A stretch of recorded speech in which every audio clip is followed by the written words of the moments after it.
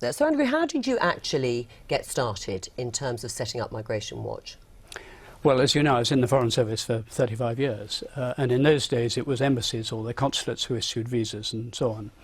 And so I was a vice consul, a consul general, ambassador, and I saw throughout those years that the system was a bit of a shambles. So when I left, I thought I should look into that and see what was going on. I bumped into an admirable professor in Oxford who was also concerned about it. So we started with a website. I thought the roof would fall in. Nobody took any notice. It was 6 months before we got into the press. And then we got a really big headline in August 2002 when we predicted that there would be 2 million immigrants in the next 10 years. And we were wrong. It was more than that. So I think we made several predictions through that last 14 years. We've been pretty well right all the time. But you were criticised and have been criticised over the years, certainly through the 2000s, of being a one-man or a two-man band, that you didn't really have the sort of the credibility, the science behind the predictions you were making. How did that influence you or impact you? Well, we just had the support of 75% of the population, and we still do, but quite apart from that, we do have considerable expertise at our disposal. We have consultants who are experts in their own field. Now, but not then. And when you say 75% of the population, how on earth do you get those figures? Oh, every opinion poll you take will show that 75% want to see immigration reduced, 50% by a lot. That's gone on for years. Right. I mean, the other criticism was that you were pandering to bigotry, that you were... Well, but these were the criticisms, you know, at the time. Are you saying they were totally unfounded? Of course. And they were actually quite widely held in the BBC, and I think they still are. But we've just had, I think, Roger Mosey, a very senior executive, and others who've said, actually, they were slow on this story and they should have been a lot quicker.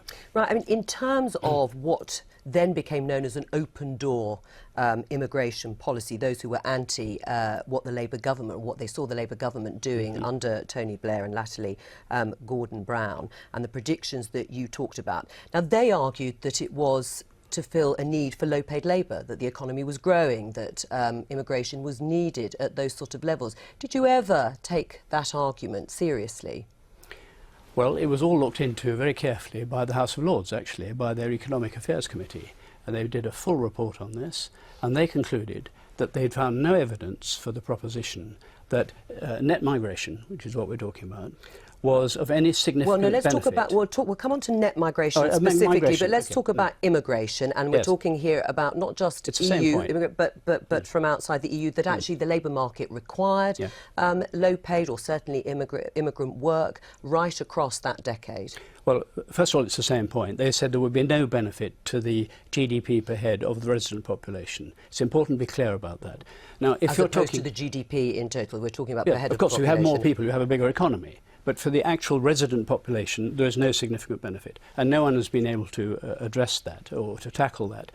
But you asked about the labour market. There are many solutions if you're short of labour.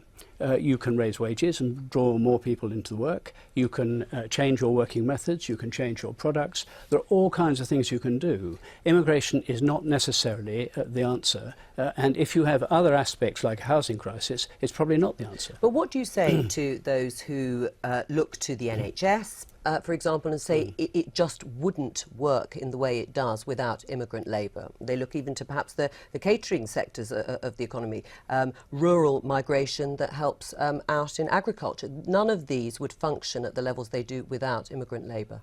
Well, those are all different issues, but if you look at the health service, but it's all about work. Yeah, but if you look at the health service, we have 30% of doctors who are foreign-born. In Germany or France, it's 5%. We have not trained the people we need.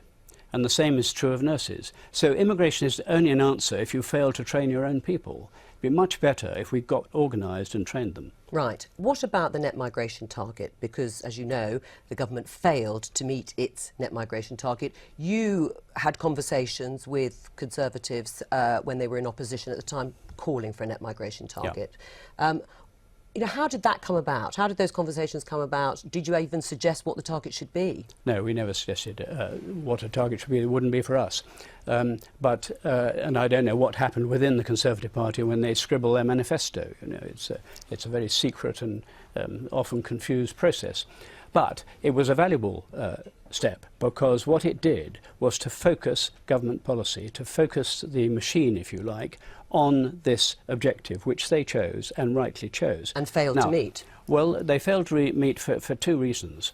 The major one was that immigration from Europe itself, the European Union, doubled in a couple of years. And it doubled because of the economic crisis in Europe and the high youth unemployment in those countries. And one might have said people should have foreseen that, and therefore it was pointless to have a target in the first place. I don't think anybody foresaw that, but it was true at the time. Well, certainly by 2010 they did. Well, it was true at the time that we did not control migration from Europe, nor did we control British emigration. But in fact, for the previous 18 years, both those had cancelled out. But this is ancient history. I mean, we so are... there's a new net migration target, and we still don't control migration from the European Union. Exactly. So what we have to do is to get some form of control over European migration. And we also have to The only way in your mind to do that is how? Well, we favour work permits, but whether they'll get that is another question. They're talking about cutting benefits, as you know. We'll see what comes out of that. The other thing we need to look at is the non-EU, which is students, and they are the major part of it. 100,000 a year, nobody quite knows where they go. So that needs a lot of work. They will continue, the government will continue on this. It's absolutely clear that they intend to continue, and they will start to get it down. But any kind of success will depend on what they get out of Europe. All right, we'll leave it there.